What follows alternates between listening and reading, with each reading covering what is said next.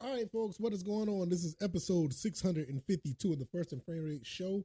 I am VF Baller. Over here, we talk about Georgia Southern Atlanta Falcons football, and this is going to be a much different looking show. I'm going to give you a little background of what's going on here before I get started. My other computer, the one I normally do all the shows on, it's pretty much, I think it's overloaded with a lot of stuff, or it needs an update. So I'm doing this from my other computer that I have over here. So that's why you don't see all the fancy overlay and all this other stuff. So I'm going to be using, if you watch this on YouTube and Rumble, I'm going to be using this computer from now on. So there's going to be a revamp of the visuals. If you're listening to this on the podcast avenue, you may not really understand, but the YouTube side of things, or the Rumble side of things, all the visuals going to be totally different. I'm going to probably revamp it by the time, I want to try to do it by the time the first week of the football season is over. So probably this upcoming Monday, hopefully I have a whole new setup, because my software and everything was just going haywire. So I jumped over here, and it just gives me another opportunity to actually, go ahead and start using this, just using this computer and set up something different. So it may be a little different. The audio may be a little bit off for a second. I'm going to try to work on all of that and everything, but this is basically what I'm dealing with right now. So hopefully you guys bear with me, and we'll just go from there. Today we're going to talk about the 53-man roster. Not Georgia Southern, but the Atlanta Falcons cut a whole bunch of guys, and we're going to look at the official 53-man roster that we're going with in the regular season. It's some pretty interesting things on here, but I don't want to lead you guys on to think something what it is, because if I have my old overlay, I'll have the roster up on the screen. But basically on AtlantaFalcons.com, it is just a roster. It's not a depth chart. It's just a roster. So we're going to get into all that and give my thoughts and opinions. So if this is your first time here, welcome. I can be found on YouTube and Rumble. I'm also on Anchor, Spotify, Apple, and Google Podcasts. I am in the works of moving the podcast to another. I'm adding another avenue, so hopefully you guys will check that out as well. As soon as it be up, I think you guys will be pleasantly surprised where I'm adding another avenue for you guys to listen to. So that's going to be awesome. I can be found on Twitter or X at VF Baller, and the website is firstandframerates.com. So like I said, this episode is going to look a little weird, but trust me, it's all going to work out in due time. So let's just go ahead and get into this. Starting off with the quarterbacks, this is the order. Well, I'm going to put the link down in the description so you know what this roster looks like if you want to see it. But like I said, this is not a depth chart. I don't believe this is a depth chart. It just looks kind of weird, and it's kind of all over the place. So what I will say is Desmond Ridder is the first name on the quarterback list. After that is Logan Woodside and then Taylor Heineke. I don't know if Logan Woodside beat out Taylor Heineke, but I'm not mad either way. But he made the 53-man roster. We're going with three quarterbacks on the roster, so that's cool. The next is the running backs. We got Bijan Robinson, Cordell Patterson, Keith Smith, and Tyler Algier. Now, this is weird. This doesn't make sense because Keith Smith is the fullback, but he's in front of Tyler Algier. Does that make Tyler Algier fullback number 2? They don't even have fullback on the roster, but nevertheless, they have Bijan Robinson first. I don't think that's going to be the case.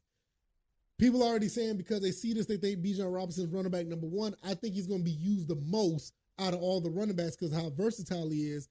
But I'm not sure if he's going to be QB. I don't think he's going to be running back 1 yet.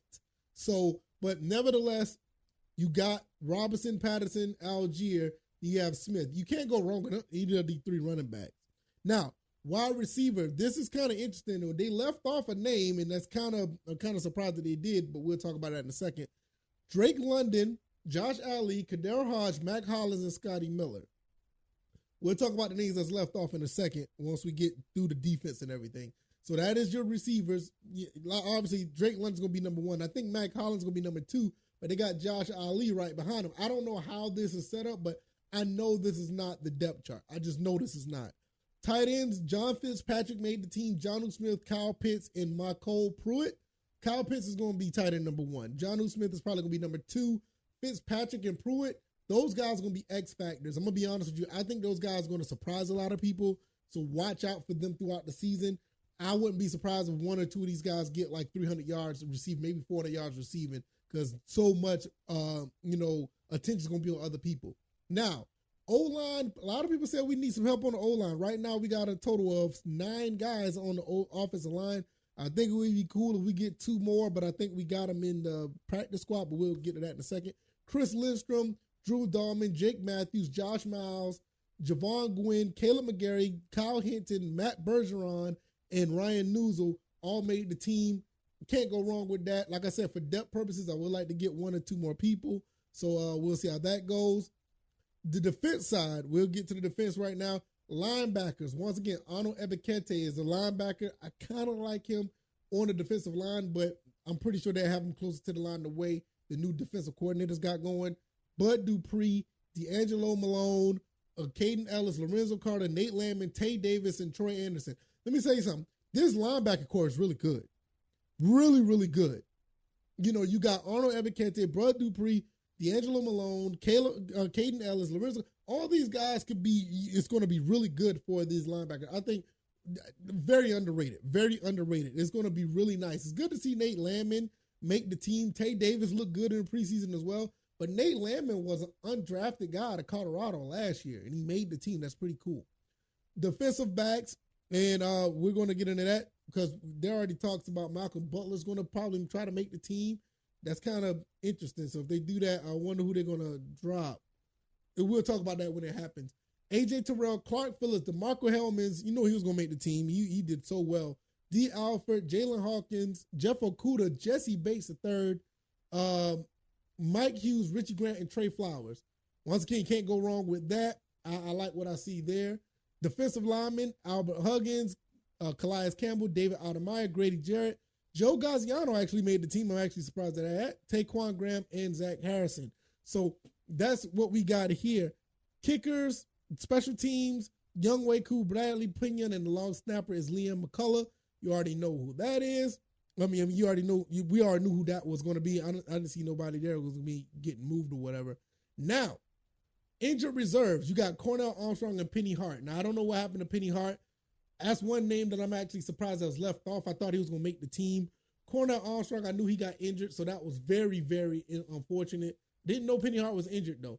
The release guys. Now, Breon Borders kind of struggled in that last game, kind of hurt him. J.J. Arcega-Whiteside has been released. Now, I am extremely surprised at that. I didn't think Whiteside was going to be released. I didn't see that coming. Jonathan Harrison, offensive line, Andre Smith, and Kamoko Ture, both of those guys are linebackers, been released. Now, somebody tell me, what's the difference between released and waived? Because I don't know, but you got a lot of guys that are waived. This is the same thing, I guess. Waived mean you can still make the practice squad, I guess. I'm guessing, I don't know. But these are the list of people that got waived. Michael Abernathy, which I'm kind of surprised at that. Slade Bolden, kind of, okay, I can see that happening. Natron Brooks, Cliff Chapman, Carlos Davis, Luca Dennis, Tucker Fisk. I kind of understand that because we just had a crowded room at tight end. Frank Ginder, linebacker. I'm actually surprised he got released. He actually played pretty good. Darren Hall was released, which is that was a little surprising. Damon Harris, defensive lineman. Keelan Harris, wide receiver. Parker Hesse, once again, that tight end group was just too crowded, so somebody had to go. Timmy Horn was released, which is extremely surprising. I didn't, because Timmy Horn played pretty good. Godwin Iwebuke, I think I said that right. Bukai, I'm not good with names. I'm sorry if I messed that up. He played good in the preseason as well. Somebody may pick him up because he did really good coming into for the preseason. Mike Jones, linebacker, which is kind of interesting because he wore number 45. Another Jones was just released as well, but, he was a former Falcon, played for the Panthers, and he just got released today as well. LaKale London, Zay Malone. I don't think this was the deciding factor, but when Zay Malone dropped that pass in the end zone against the Bengals, I told myself, I said, I don't think he's going to make the team. I think that was his moment to possibly make the team if he made that catch. I could be completely wrong. Don't I could be wrong, but that was my thought. Michael Minette, I'm surprised that he was let go. Kavion Patton, defensive lineman. Clint Rakovic, running back, was released. Trevor, now Patton and Rakovic basically, once again, just like with Godwin, those guys, it was just too crowded. So I didn't think that they did anything wrong. Trevor Reed, offensive lineman. Justin Schaefer, Max Sexton. Justin Schaefer, I'm surprised he was waived. Hopefully he did put him back on the practice squad. Max Sexton, he did okay. Tyler Vrabel, I'm not surprised. Tyler Vrabel was god awful. I'm not gonna lie. Between him and Jalen Mayfield, I don't know what to say about those two. But Jalen Mayfield had a longer body at work, and you saw he was released before all this happened. But nevertheless, Carlos Rogers. Damn, rest in peace to Carlos Rogers. Carlos Washington Jr. for the running back. Once again, that running back, like the tight end, too crowded. And Barry Wesley, offensive lineman, was waived as well. So that's basically what we're looking at with this entire situation. I feel that at the end of the day, this was a pretty good look as far as roster goes. I don't see anything wrong with what we have here, and it's just a few things that was kind of that stood out that was kind of surprising. The JJ Arcega-Whiteside and Parker Hesse was another one. Fisk, I get it. Those two guys were tight ends. I saw that coming. I was what can you do there? What was the other one I thought that was really surprising? I don't want to hold you guys up before I get out of here.